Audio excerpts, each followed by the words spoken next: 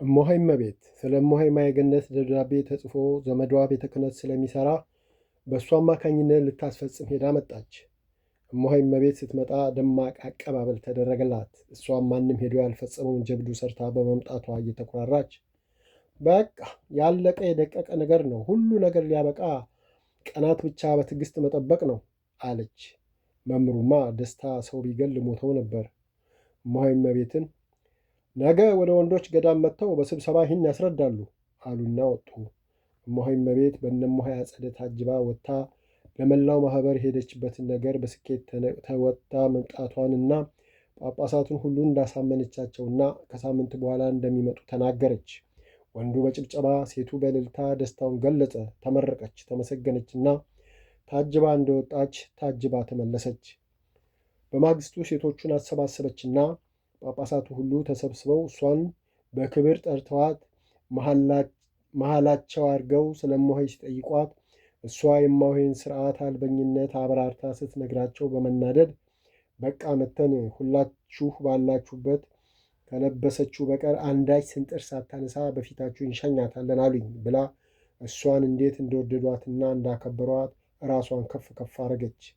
እውነት ለማስመሰል እየሞከረች እየተናገረች ሳለ ድንገት አዲስ አበባ አለችና ተዝለፍልፋ ወደቀች። ሁሉም ተደናገጡ። ቀና ቢያርጓት ወዲህ ቢሉ ወዲህ ዝልፍልፍ ከማለት ሌላ ቃል አትተነፍስም። ተጫጫሁ፣ ተተራመሱ። ወደ ወንዶች ተላከ። እየተሯሯጡ መጡ። የሚደረግ ነገር ጠፋ። ቶሎ ቶሎ ቃሪዛ ተሰራና ከቃሪዛው ጋር አሰሯትና እየተቀባበሉ በቶሎ ወደ ሐኪም ለማድረስ ተሯሯጡና ጤና አዳም ክሊኒክ የመጀመሪያ እርዳታ እንድታገኝ ያደረሷት። ሐኪሞቹ የመጀመሪያ እርዳታ ለመስጠት የተቻላቸውን ሁሉ ሞከሩ፣ ግን ሳይሆን ቀረና አረፈች። ጩኸቱ ኡታው ቀለጠ። የከተማው ሰው ግልብጥ አለ።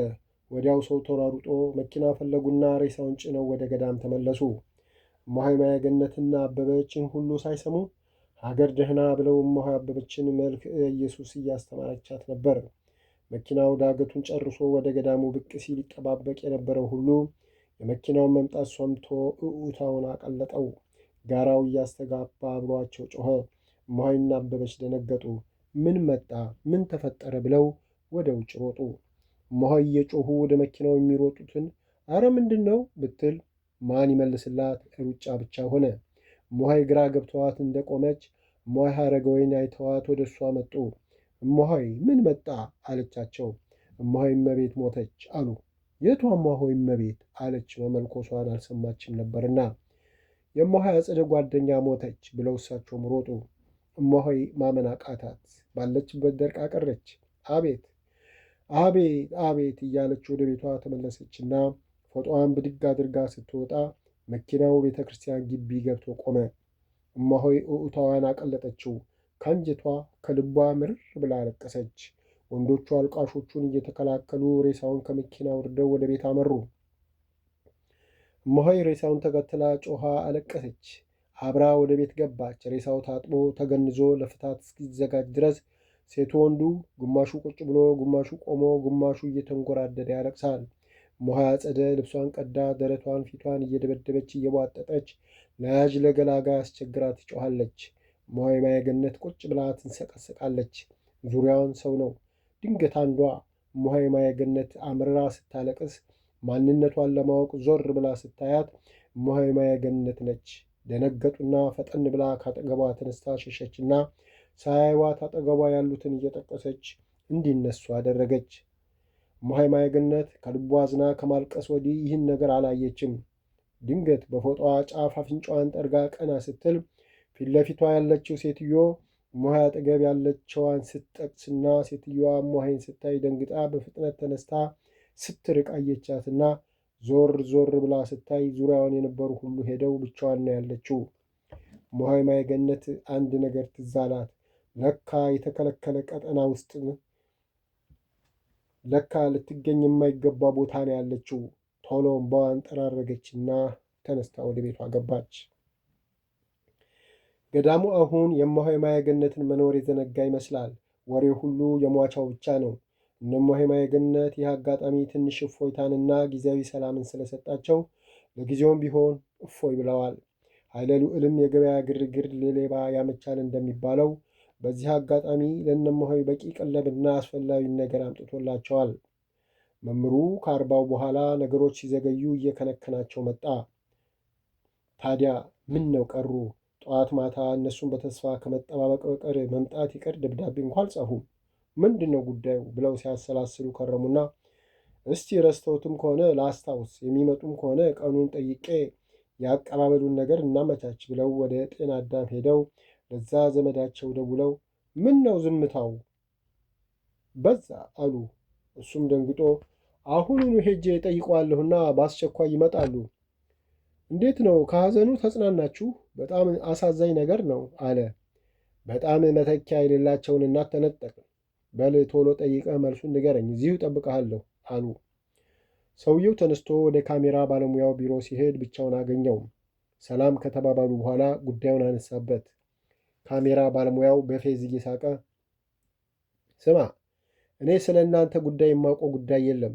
እኔ በማላውቀው ጉዳይ ያጣሁትን ገንዘቤን ነው ያገኘሁት። ከዚህ ሌላ የእናንተ ጉዳይ አስፈጻሚ አይደለሁም አለው በንዴት እያየው። ሰውየው ድንጋጤ፣ ንዴት፣ ብቻ ብዙ ነገር ተፈራረቀበትና እንዴት 7,000 ብር በልተህ አላውቅም ትላለህ? በግድህ ታውቃለህ እንጂ አለ ጠረጴዛውን በቡጥ እየደበደበ። አረ በግድ ታሳውቀኛለህ? ይልቅ ቅሌት አይመርህ አለው አፍጦበት። የምን ቅሌት አለብኝ? ቅሌቱማ አንተ ነህ አለ እሱም አፍጦ። ስማ፣ ከሳቸው በየጊዜው ጉቦ እንደምትቀበልና ለማህበሩ በእርዳታ የመጣውን ብርድ ልብስና ልዩ ልዩ ቁሳቁስ እንደምታገኝ የነገርከኝን አትርሳ። ቀድቼሃለሁ። አንድ ነገር ብትል እዘከዝክልሃለሁ አለ ወደ ጆሮ እየተጠጋ። አንተ 7,000 ብር ልጠህ የለ እዘከዝክልሃለሁ አለ። ምን ማስረጃ አለህ? መለኩሲቷ የሰራችው ኃጢአት ይዟት ሄዷል። ብትኖርም ለምን ሰጠሁት ብላ ትመሰክርልሃለች። ብትመሰክር እንኳ የእኔ ሥራ ካሜራማን ነው እንጂ ጳጳሳትን አሳምኖ ነገር የሚቀይር ጉዳይ አስፈጻሚ እንዳልሆንኩ ስለምታውቅ ነገራችሁ ውድቅ ነው።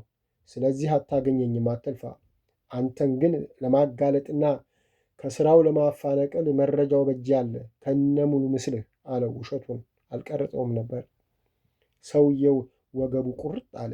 ሰማይ ምድሩ ዞረበት። አቀርቅሮ ብዙ ከቆየ በኋላ ቀና ብሎ በሚያሳዝን አኳኋን እያየው እባክህ ወንድሜ፣ የልጆች አባት ነኝ።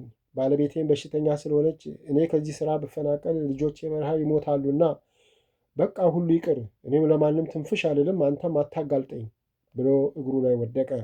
ቶሎ ብሎ አነሳውና ስማ ወንድሜ፣ ያ የስም መነኩሴ የሆነ ሰውዬ በሐሰት ማሸነፍን ወዶ ሁለታችንንም በብር ገዝቶ ከፈጣሪም ከሰውም ሊያጣላን የደካማን ገንዘብ አውጥቶ ይረጫል። አንድ ቀን ጽዋው ሲሞላ ፈጣሪ በቀለውና ጉድ እናያለን። ግን በስጋ ብንጠቀም በነፍስ እየተጎዳን ስለሆነ ንስሐ ያስፈልገናል። ስለዚህ አንተ ካላወራህ እኔም እንደማላደርገው ቃል እገባልሃለሁ። ብቻ ሰውየው አደገኛ ነውና ሲሰማ ተናዶ ጉድ እንዳያደርግህ ለራስህ ተጠንቀቅ፣ እኔን የትም አያገኘኝም ብሎ አሰናበተው። ሰላምታ ከሰጡት በኋላ ጉዳዩ ከምን ደረሰ? ዝም ስትል እኮ ምን ነካ ብዬ ነው ደግሜ የደወልኩት አሉ ዝምታ ያላማራቸው መምህር በመጨነቅ። ጉዳያችን ተበላሽቷል፣ ሰውየው ከዳን ብሎ ያለውን ሁሉ አንድም ሳያስቀር ነገራቸው። መምህሩ መብረቅ የወረደባቸው መሰላቸው። ስልኩን እንደያዙ ሰውነታቸው ተንቀጠቀጠ። የስልኩ ቤት ሰውዬ ቶሎ ደርሶ ባይደግፋቸው እዛ ሲሚንቶ ላይ ተፈጥፍጠው ነበር። ሰውየው ስልኩን ከእጃቸው ተቀብሎ ቆይ ወንድሜ ቆይተን እንደውላለን ብሎ ስልኩን ዘጋና ቶሎ ብሎ ቀዝቃዛ ውሃ ሰጣቸው። ራሳቸውም ላይ ያፈሰሰላቸው። መለስ አለላቸው። ደገፍ ብለው ቁጭ አሉና የሰሙትን እንደገና በሐሳባቸው ደገሙት። ለካ እኔ 3 ቀን ስታስር እነሱም የ3 ወር ደሞዝ አጥተው ኖሯል። ወይኔ አባ እንደሰራሁለት ሰራልኝ፣ ወይኔ በቁም የቀበረኝ እንጂ እኔ ደግሞ ነገሬ ያለቀ መስሎኝ በየአደባባዩ ማውራቴ፣ የማህበር ብር ከስክሼ መቃብር ቤቷን 40 ስደግስ መክሬኔ፣ ወይኔ 7,000 ብር ውሃ ገብታ ቀረች። ወይኔ ሰውየው እሰራለሁ ብዬ ተሰራልኝ። ወይ ነዶ ደግሞ ይሄ ቀርፋፋ ነው ያስበላኝ። እስቲ አንድ መስሪያ ቤት እየሰሩ የሥራ ድርሻውን እንኳን አያውቅም። ሲያሞኘው ዝም ብሎ የሚጃጃለው አሉና ድጋሚ ሊደውሉለት አስበው ምን አስደወለኝ አንዴ ነገር ተበላሽቷል ብለው ለመሄድ ሲነሱ ባለስልኩ ድጋሚ እንደውላለን ብየዋለሁ እኮ አለ። ምን ይሆን ነገሩ እያለ በሆዱ መልስም ሳይሰጡት ጥለውት ሄዱ። ጥሩ፣ አሁን ለመጨረሻ ጊዜ አባ ፈቃድን ልኬ በተለመደ ዘዴያቸው ይሞክሯት። እሱ ካልተሳካ በቃ ወደ ግልጽ ጦርነት ይሸጋገራለሁ። የእኔና የእሷ ነገር የሚያበቃው ወይ እሷ ወይ እኔ ስናበቃ ነው በቃ ብለው ደመደሙና በሌሊት ተነስተው ወደ ገዳም ገሰገሱ። በሩ ሲንኳኳ አበበች ወደ በሩ ሄዳ ከመክፈቷ በፊት ማንነቱን ለማወቅ አጮልቃ ስትመለከት አባ ፈቃዱ ናቸው። ሳትከፍት ወደ ቤት ተመለሰችና ለእማሆይ ነገረቻት። እማሆይ ቆይ እኔ ከፍታለሁ ብላ ጸሎታውን በአቡነ ዘበሰማያት አስራ ምን ፈልገው መጡ ብላ ወጣችና ከፍታ ሰላምታ ሰጥታቸው በሩን ይዛ ቆመች። አስገቡኝ እንጂ ፈልጌዎት እኮ ነው የመጣሁት አሉ እንዳይገቡ መፈለጓ ስለገባቸው። እንዴ ለምን ፈለጉኝ? መፈላለጋችን እኮ ቀርቷል ብዬ ነው። በሉ ግቡ አለች። ለምን አትፈለጉም እናቴ ብለው ወደ ቤት ሊገቡ ሲሉ ወዲህ ብላ ወደ ቤቱ ጓሮ የድንጋይ መቀመጫ ላይ ቁጭ በሉ አለቻቸው። አባ ፈቃደ ገዳም ላይ 50 ዓመት ይኑሩ እንጂ አልመለኮሱም። እንዳው የገዳም ልማድ ሆኖ ሁሉም አባ እማሆይ ስለሚባል ብቻ አባ ፈቃደ ይባላሉ። አባ ፈቃደ ይህን ዓመት ያህል በገዳም ሲኖሩ ከ50 በላይ መነኮሳትና መናንያንን ጻድቅ አሳቢ መስለው እየቀረቡ አባረዋል። በገዳሙ ላይ አንድ መነኩሴ ወይም መናኝ ተከፍቶና ከገዳም ወይም ከግለሰብ ወይ ከባለሥልጣኖቹ ተጣልቶ ካዩ አዛኝ መስለው ይቀርቡና የዚህ ገዳም ክብርና ሞገስ ድሮ ቀረ፣ ዛሬ ምን ገዳም ነው? ስንቱ ትሩፋት የሚሰራበት ሰው በቁሙ ገነት የሚገባበት ምድራዊ ገዳም ሞልቷል እንጂ እኔማ የዚህ ገዳም ነገር በቃኝ፣ ይሄዳለሁ። ምን ነው የእግዚአብሔር ሀገሩ ሰፊ፣ እዚህ ወይ ለነፍሴ አልሰራሁ ወይ ለስጋ አልተጠቀምኩ፣ እንደው በከንቱ ጊዜ ማባከን። መቼም እንትና የሚሉት ገዳም ያለው ሰላም፣ ያለው ፍቅር፣ ያለው ትሩፋት፣ ያሉት አረጋውያን፣ ያሉት ቅዱሳን አይነገርም ብለው ያ ሆድ የባሰውን ሰው ይህን ገዳም አጥላልተው ሌላውን አክብረው ልቡን አነሳስተው ግማሹን አብረን እንሂድ ብለው ጤና አዳም ሲደርሱ ቅደሙኝ ትንሽ ጓዝ አለኝ ይዤ ልምጣ ብለው ግማሹን አብረን ስንሄድ ይነቃል ቅደሙኝ መጣሁ ብለው እሳቸው እየቀሩ ስንቱን የዋህ ከገዳሙ አስወጥተዋል። አሁን ይህን ነገራቸውን ሁሉ አውቆባቸዋል። እንግዳ ሆኖ የመጣና ይህን ነገራቸውን ያላወቀ ያልሰማ ካልሆነ እንደ ድሮ ብዙ የሚሞኝላቸው የለም። እማሆይ ከፊት ለፊታቸው ድንጋይ ላይ ቁጭ አለችና እሺ ለምን ፈለጉኝ አለች። መቼም አብረን እንሂድ አይሉኝ እያለች በሆዷ እናቴ ይህ ችግር ከተፈጠረ ጀምሮ ከእርሶ እኩል አዝኛለሁ፣ ታክዣለሁ። አልፌ ተርፌ እኒህን ሰይጣን ሰውዬ ተው በኖሩበት ገዳም ግፋት ፈጽሙባቸው ብዬ ከአንዴ ሁለቴ ተጨቃጭቄ ነበር። እምቢ ቢሉ አሁን በቀደም ነገሮችን አንስተን ብቆጣቸው አመረሩብኝና ከዚህ ገዳም ጥፋ ዓይንህን እንዳላይ እሷን ደግሞ ገና እሰራላታለሁ ብለው የሚዘገንን ነገር ሲናገሩ ሰጋሁ። ስለዚህ እርስዎ ባለብዙ ወገንና ዘመድ ኖት። እዚህ ወገን ዘመድ እንደሌለው ተጨብጠው ከመኖር ለምን ትተውላቸው አይሄዱም? ምንድን ነው ችግሩ? የእግዚአብሔር አገሩ ብዙ ነው። ስንት ቅዱሳን ገዳማት ሞልቶ እዚህ ከነዚህ መንፈሳዊነት ከሌላቸው ለሥጋ ከተሰበሰቡ ጋር ምን ያዳርቆታል? አሉ እማሆይ ጎሽ ያውና ያሉት ይኸውና ሳይባል አይቀርም አሉ።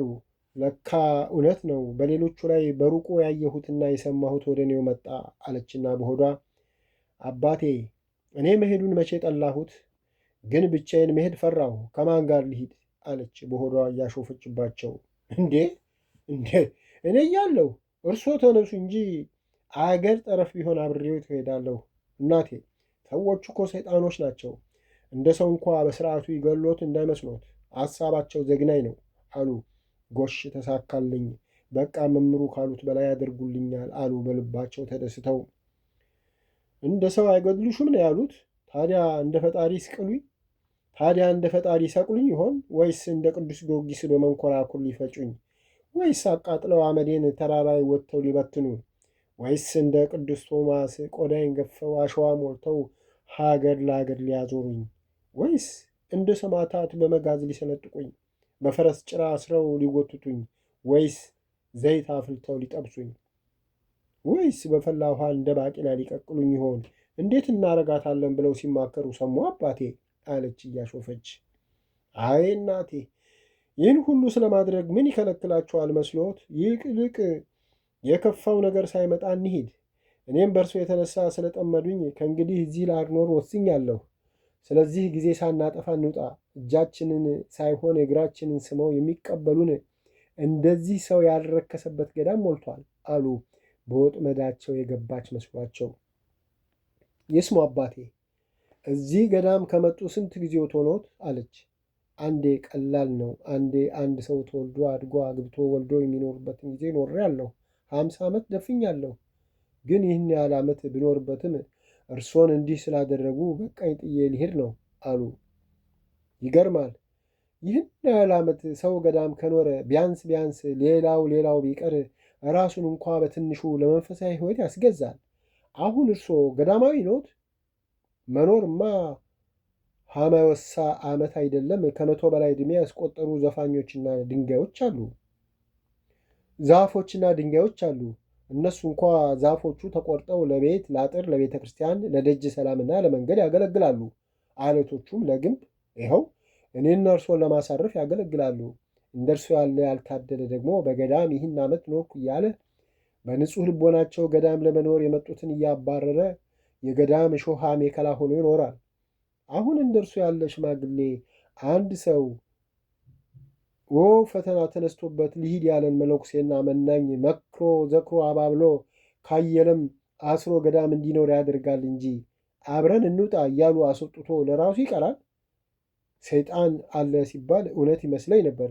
ለካ ሰይጣኑ ልቡስ ሥጋው ፈቃድ ኖረዋል አለች። ሰውየው ደንግጦ ምን እያሉ ነው እናቴ? ለእርሱ አስቤ በተጣላሁ ክፉ እንዳያገኞት በመከርኩ ይሰድቡኛል እንዴ? አሉ እያፈሩ። የእኔ መስደብ ነው የገረሞት? ገና በዚህ ምላጭ ምላሶ ሰብከው ያባረሯቸው ሁሉ ተሰብስበው ጠቅላይ ቤተ ክህነት ከሶታል። ገና እስር ቤት ልትበሰብሱ አይደል? ደግሞ የነሱ አልበቃ ብሎ ወደ እኔ መጡ። ይስሙ፣ እኔማ ማንነቶን ስለማውቅ አልሞኝሎትም። ገዳሜን ጥሎ መውጣት አይደለም የወጡትንም ልመልሳቸው ነው። እኔን ማስወጣት ሲያምራችሁ ይቅር፣ ያ የላኮትን የእርሶ ቢጤ የሰይጣን መልእክተኛ የሆነውን መምህር ስትሉት እንኳ በሕይወቴ እያለሁ ሞቼ ሥጋዬን ከገዳሜ አታውጠውም። እኔን ለማባረር በከንቱ አትልፋ። ከአንተ ተጣልቶ መኖር እንደማይቻል ከዚህ በፊት አይቻለሁ፣ ሰምቻለሁ። አሁን ግን ከአንተ ተጣልቶ በደንብ እንደሚኖር ዕድሜ ይስጥህና አሳይሃለሁ በሉት። እርሶም ያያሉ። አሁን ቅሌት አምሮት ይነሱና ይውጡ አለች ድንገት ከመቀመጫዋ በንዴት ብድግ ብላ ጮኻ እያፈጠጠችባቸው። አባ ፈቃደ አመዳቸው ቡን ብሎ የምታንቃቸው መስሏቸው እየተሸማቀቁ አንዲት ቃል ሳይተነፍሱ ሹልክ ብለው ወጡ። እማሆይ ተከትላቸው በሩ ጋር ሲደርሱ የሰይጣን ቀጥረኛ ብላ በንዴት በሩን በኃይል ዘግታ ወደ ቤቷ ገባች። አባ ፈቃደ በሰሙት ነገርና አመዳቸው ቡን ብሎ የውርደት ካባቸውን ለብሰው እንዳቀረቅሩ መምሩ ጋር ደረሱ። መምሩ ቸኩለው ተስማማች? መቼም ከተስማማች ለራሷ አወቀች፣ ራሷን ከአደጋ አዳነች አሉ። አይ አባቴ፣ በእኔ የደረሰ አይድረስቦ። እሳቸው ሊወጡ ቀርቶ የወጡት ሁሉ አባ አብርሃም ሰብስቧቸው ከሰውኛል አሉ። ኧረ ነገሩ አስጊ ነው ብለው ያለችውን ሁሉ ነገሯቸውና ምነው የዛሬን ቀን እግሬን በሰበረው ኖሮ እኔ እናቴ ወልዳ ከጣለችኝ እንደ ዛሬ ውርደት ገጥሞኝ አያውቅም አሉ በሁለት እጃቸው ሁለት ጉንጫቸውን ይዘው። መምሩ ደነገጡ። በተለይ አባ አብርሃም የወጡትን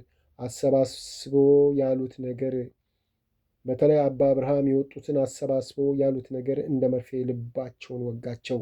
ወይኔ ለካ ከውስጥም ከውጭም አልተኙልኝም አሉና በሆዳቸው ነው ጥሩ ይሞክሩት፣ በባሰ ይብሳል፣ ብቻ ይቺ በዓል በሰላም ትውጣ፣ ከዛ በኋላ ይለይልናል ብለው በንዴት ጦፈው ሁሌም ሲናደዱ እንደሚያደርጉት መኝታ ክፍላቸው ገብተው ዘጉ። እማሆይ ማየገነት አባ ዘራ ብሩክ እንድትዘክር ያዘዟትን የእመቤታችንን ዝክር ቀን እስኪያልፍ ዝክሩ እንዳይቋረጥ ጤና አዳም የአበበችና ደግሳ እዛው እመቤታችን ቤተ ክርስቲያን እንዲዘከር አድርጋለች። የአቡነ ናትናኤል በዓል ከበፊቱ በአማረና በደመቀ ሁኔታ ሁሉም በሰላም ተከናውኖ ከበዓሉ በኋላ እነ አባ ለአከ ሄዱ። አባ አብርሃም ከገዳሙ ከወጡ በኋላ ጳጳሱ ወረዳው ቤተ ክህነት ስራ ሰጥቷቸው በስርዓትና በቅንነት ስላገለገሉና በሁሉም ዘንድ ተወዳጅ ስለሆኑ ከፍተኛ የስራ እድገት አግኝተው የአንድ ክፍለ ሀገር ስራ አስኪያጅ ሆነው ተሹመው በተሾሙበት ቦታ ስራቸውን በቅንነትና በትጋት ጀምረዋል። አባ አብርሃም የእሳቸው ፍላጎት በገዳሙ መኖር ቢሆንም በተፈጠረው ችግር ምክንያት የገዳማውን አድማና በማያውቁት ባልተረዱት ጉዳይ እንደ ሰው ክርስቶስ እንደሰቀሉ አይሁዶች ሰቀሎ ስቅሎ እያሉ ያልጠበቁትን ጥላቻ ስላሳዩቸው ሁለተኛ ገዳም እርሜ ብለዋል።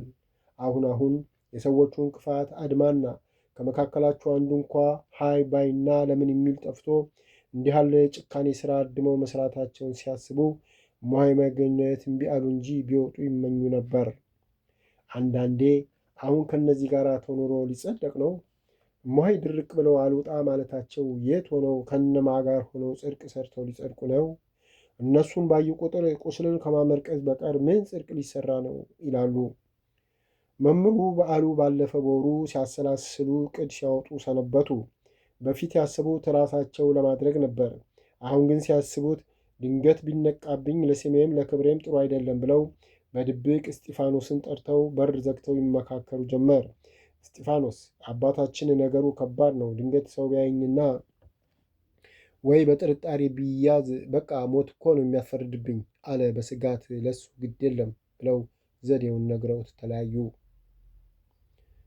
እማሆይ ገነት ጸሎቷን ጨርሳ ሽንቷ በጣም ስለያዛት እማሆይ ገነት አባ ዘርዓ ብሩክ እንድትዘክር ያዘዟትን የእመቤታችንን ዝክር ቀን እስኪያልፍ ዝክሩ እንዳይቋረጥ ጤና አዳም ያበበች እናት ደግሳ እዛው እመቤታችን ቤተ ክርስቲያን እንዲዘከር አድርጋለች።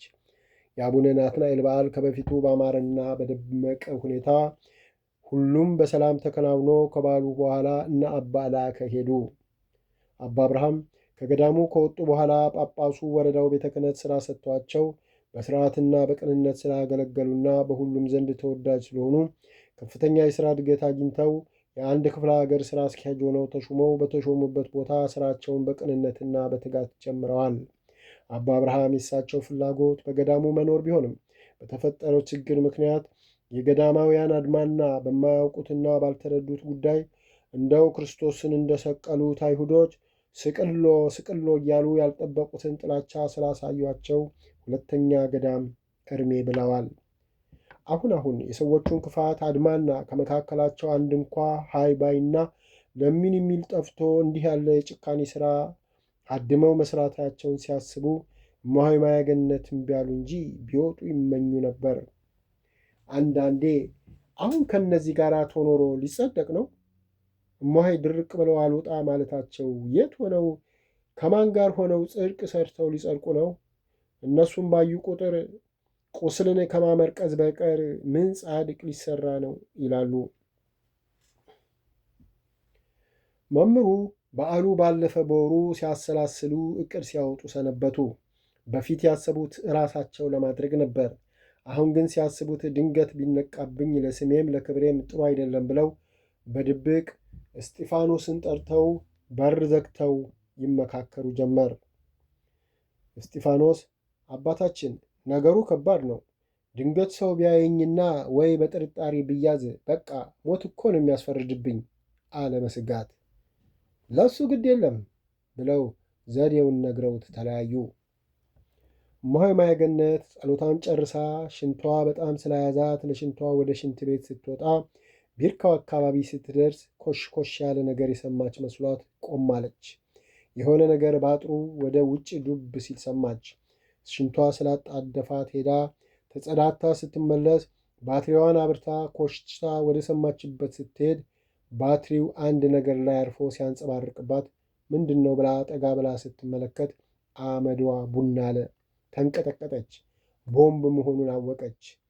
እማሆይ እየተንቀጠቀጠች ድጋሚ አይታ ካረጋገጠች በኋላ ጊዜ ሳታጠፋ ወደ ቤት በረረችና አበበችን ቶሎ ቶሎ ተነሽ ብላ ጣድፋ አስነስታ ቶሎ ሂጂ ቤተ ክርስቲያን አለቻት እየገፋቻት።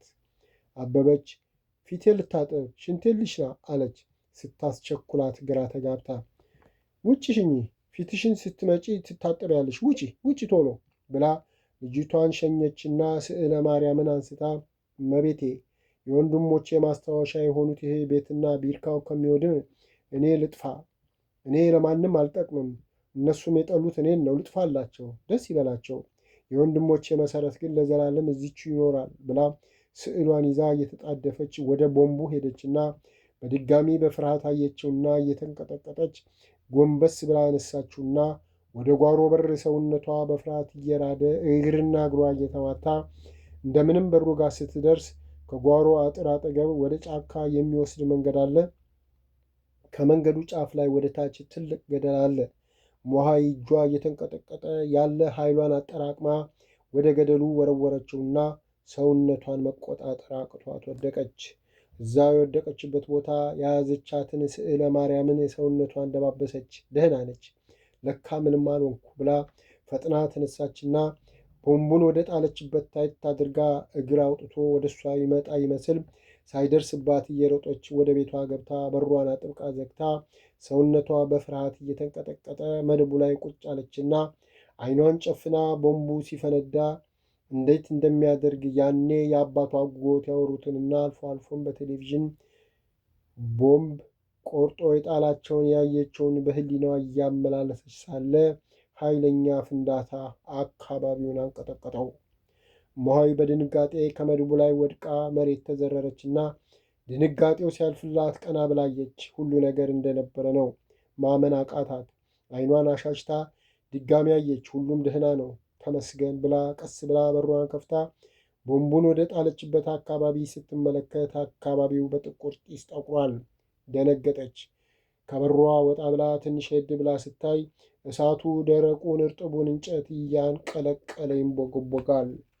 አቤት ይሄዚህ ነበር የሚሆነው። አቤት ፈጣሪ፣ እንደዚህ ሊያነዱን እንደዚህ ሊያጭሱን ነበር። ምን ነው ይህን ያህል ምን አደረግኳቸው? አቤት አቤት፣ ለካ አባ ፈቃደ እውነታቸውን ነበር። እንደ ሰው አይገሉሽም ነው ያሉት። እውነት ነው። ሰው በደህና ሀገር ለወገኑ ያውም ገዳም ላይ እንደዚህ መጨከን! አቤት አቤት አለች ራሷን ይዛ ጭሱ ሰፈሩን እያጨለመው እያየች።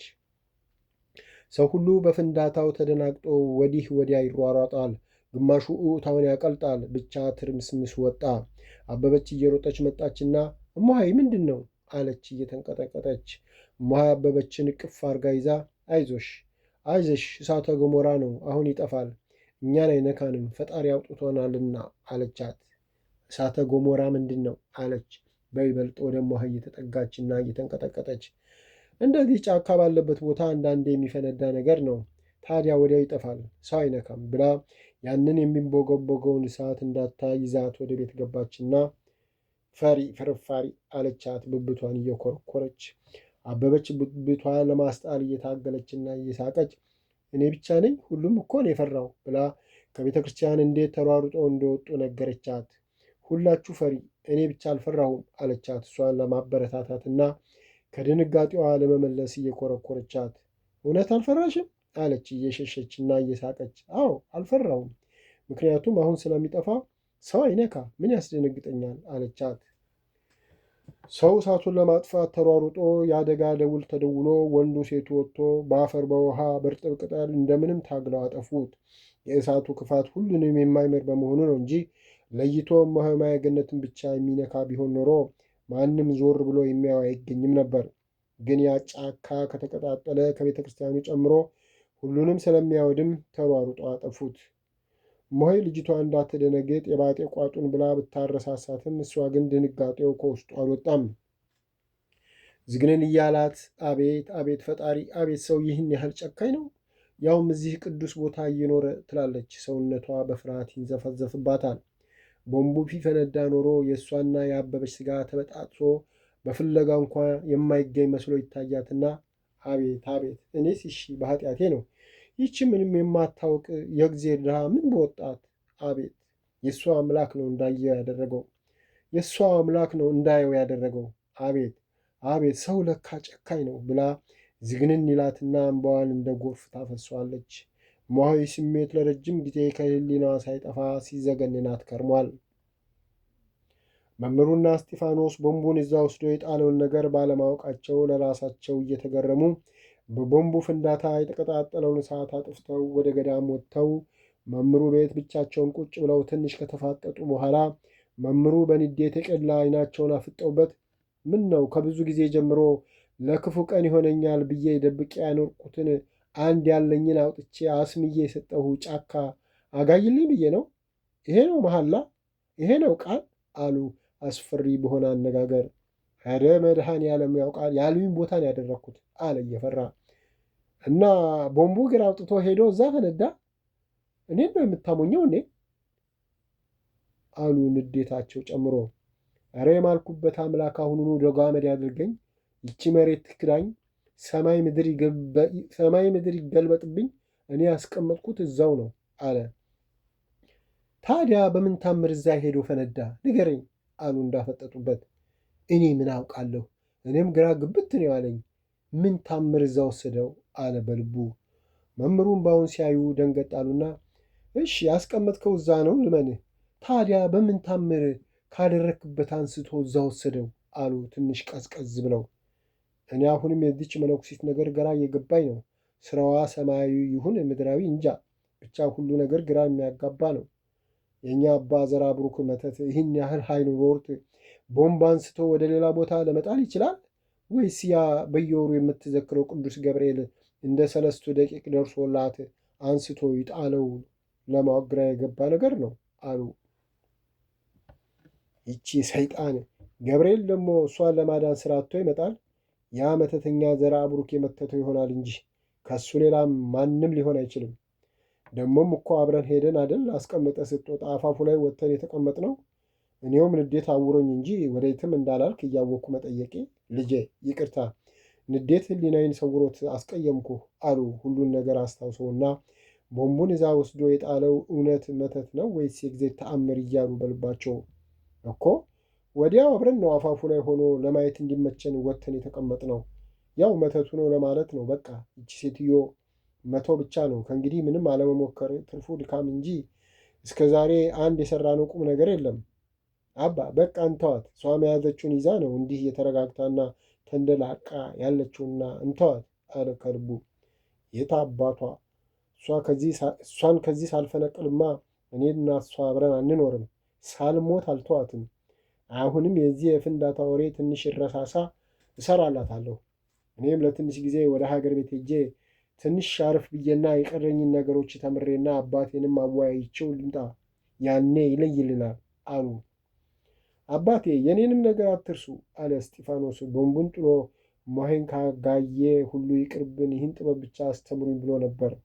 ውለታቸው አሁን ዓላማቸው ግቡን ስለሳተ ይከዱኛል ብሎ በስጋት ምን ነው አንተ ቃል ነው። አንተ እኮ ግዳጅህን ፈጽመሃል። ሳይሆን የቀረው በዛ በመተተኛ መነኩሴ ስራ ነው። አይዞህ ሄጄ ልምጣ እንጂ ዕድሜ ልክህን በሄድክበት ቦታ ሁሉ ተከብረህ ቁጭ ብለህ የምትበላበትን ነው እኔ አባትህ የማስተምርህ።